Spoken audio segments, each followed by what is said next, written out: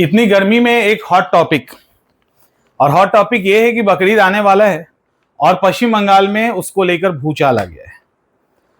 अगर हम बात करें तो मुस्लिम समुदाय के लिए दो पर्व खास करके ईद और बकरीद फेमस होता है। बकरीद में अलग अलग तरह के जानवरों की बलि दी जाती है। पश्चिम बंगाल में अचानक से ये विवाद बढ़ा और ये विवाद देश के अलग अलग हिस्सों में चला गया। क्यों विवाद हुआ, संविधान में क्या प्रोविजन है, और भी कई मुद्दे पे बात करेंगे। और इसके बीच में जो सेंटर है वो गाय बना हुआ है। गाय शुरू से ही सेंटर रहता है, जब भी कभी मौका मिलता है तो गाय सामने आ जाता है और विवाद बढ़ जाता है। पश्चिम बंगाल में आपको पता है सरकार वहां पे बदला गया है और बीजेपी की सरकार आई है। शुभेंदु अधिकारी को वहां सीएम बनाया गया है और जिस तरह की स्टेटमेंट वो दिया करते थे तो उनको एग्जीक्यूट करना तो पड़ेगा ही। 13 मई को उन्होंने एक नोटिफिकेशन जारी किया। उस नोटिफिकेशन में उन्होंने ये कहा कि सार्वजनिक तौर पर, यहां पे क्लियर लिखा है जो नोटिफिकेशन है, कि सार्वजनिक तौर पे बैल, सांड, गाय, बछड़ा आदि की बलि नहीं दी जाएगी बिना, या कि उसको नहीं काटा जाएगा सार्वजनिक तौर पे, खुले सार्वजनिक तौर पे, बिना किसी परमिशन के, अनुमति के बिना ऐसा नहीं होगा। जब ऐसा हुआ और कुछ दिनों के बाद बकरीद है तो मुस्लिम पक्ष के लोग चले गए कोर्ट में, हाई कोर्ट में। उन्होंने बोला, 21 तारीख को हाई कोर्ट का फैसला आया। हाई कोर्ट ने कहा कि नहीं, हम इस नोटिफिकेशन पे कुछ नहीं करेंगे। और इसको लेकर एक नियम 1950 में पारित हुआ था। 1950 की बात करते हैं। उसमें यह लिखा हुआ था, पश्चिम बंगाल पशुवध अधिनियम था, उसमें यह प्रोविजन किया गया था कि गाय, बछड़े आदि को खुलेआम तौर पे उनको नहीं मारा जाएगा और विदाउट सर्टिफिकेट नहीं मारा जाएगा। इसको लेकर 2018 में हाई कोर्ट का भी निर्णय आया, जिन्होंने इसको जस्टिफाई किया कि नहीं भाई, नियम ये ठीक है। अभी जब 13 तारीख को नोटिफिकेशन आया सरकार की तरफ से, तो 21 तारीख को हाई कोर्ट ने भी कहा कि नहीं, वो तो सही है, उसमें कोई दिक्कत नहीं है। तब जो मुस्लिम पक्ष के लोग थे उन्होंने एक दलील दी कि 1950 का जो ये लॉ है, उस कानून के अंतर्गत एक सेक्शन 12 है। अब सेक्शन 12 क्या है? सेक्शन 12 ये कहता है कि राज्य सरकार को विशेष अनुमति है कि विशेष परिस्थिति में जानवरों के वध यानी जानवरों के सेक्रीफाइस यानी बलि को लेकर वो नियम बना सकते हैं या परमिशन दे सकते हैं। यानी जो 1950 का एक्ट है उसमें सेक्शन 12 के अकॉर्डिंग राज्य सरकार के पास विशेष ऑथोरिटी है कि छूट देने का। इस आधार पर इन्होंने छूट की डिमांड की। तब कोर्ट ने कहा ठीक है। तब कोर्ट ने राज्य सरकार को गाइड किया कि आप एक बार देख लीजिए, इसके अकॉर्डिंग अगर कुछ रिलीफ मिलता है तो आप रिलीफ दे दो।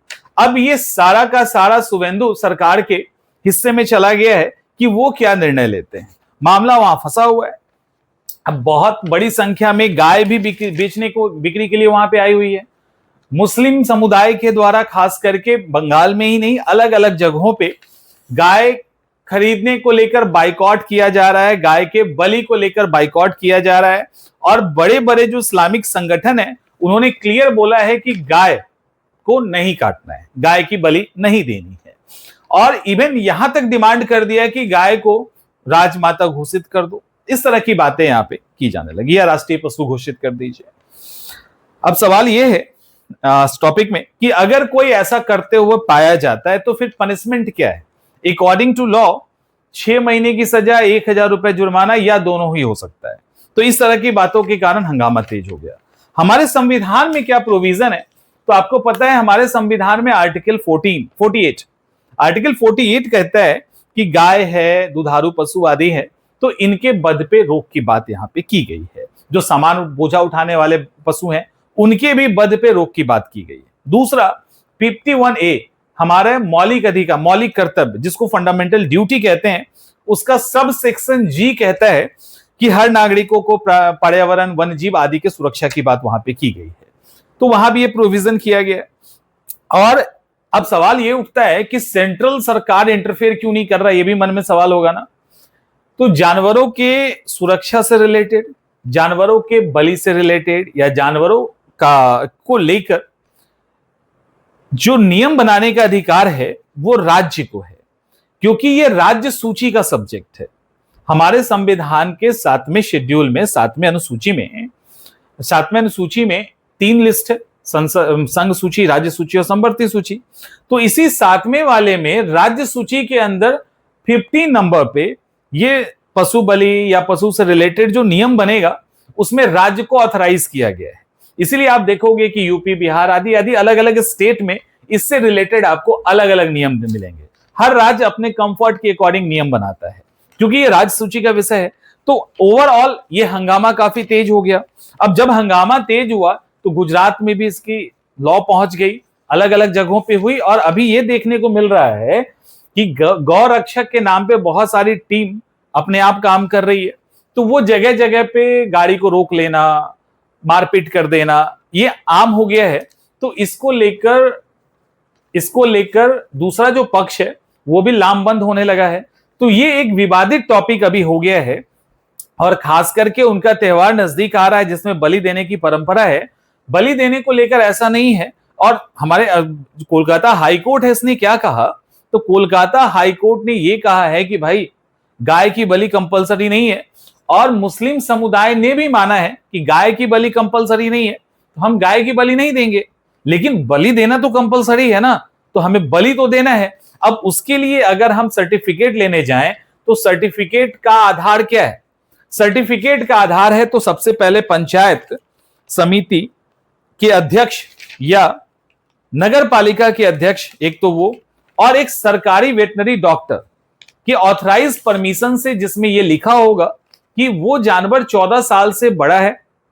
दूसरा, उसको यह बताना पड़ेगा कि ये अब शारीरिक रूप से अक्षम हो चुका है, काम करने लायक नहीं है, या कोई इसे ऐसी गंभीर बीमारी है जिसके कारण भी ये परमानेंट अब काम नहीं कर सकता।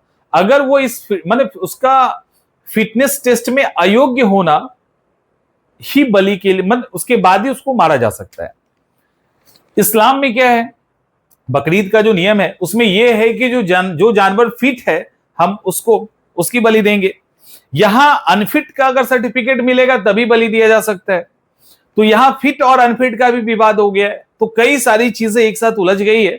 अब शुभेंदु अधिकारी क्या करते हैं, सब कुछ उसी पे है। विवाद बढ़ता जा रहा है, चारों तरफ मीडिया में ये चीजें आ रही है, तो आपको भी ये जानना पड़ेगा। और ध्यान ये रखिए कि गाय को लेकर आज नहीं, प्राचीन काल से ही ये चीजें चलती आ रही है। वैदिक पीरियड में गाय को अघन्या कहा गया है। अघन्या मतलब जो नहीं मारी जाने वाली चीज है, उसके लिए अघन्या शब्द का यूज किया गया है। और भारत में एक बहुत बड़ा तबका है जो गाय जो है उनके लिए एक रिलीजियस सिंबल है ना। तो वैसी स्थिति में गाय को छोड़ा जा सकता है और छोड़ा जाना चाहिए भी। लेकिन दूसरी तरफ कुछ ऐसे समुदाय हैं जिनमें बलि देना कंपलसरी है, जिसमें हिंदू समुदाय भी आता है। आप कलकत्ता की ही बात करें तो कलकत्ता में ऐसे कई मंदिर हैं जो काली को समर्पित हैं, और वहां बलि दिया जाता है, रेगुलर बलि दिया जाता है। तो ये कुछ समुदाय ऐसे हैं जिनके पर्टिकुलर पर्व और त्योहार में ये जायज है और ये कंपलसरी है। तो वहां पे राज्य सरकार को रियायत देने का अधिकार दिया गया है। अब क्या होता है ये तो आगे देखना है। तो इसको ध्यान रखिएगा इस कॉन्टेक्स्ट में, जानकारी के लिए भी और एग्जामिनेशन के लिए भी।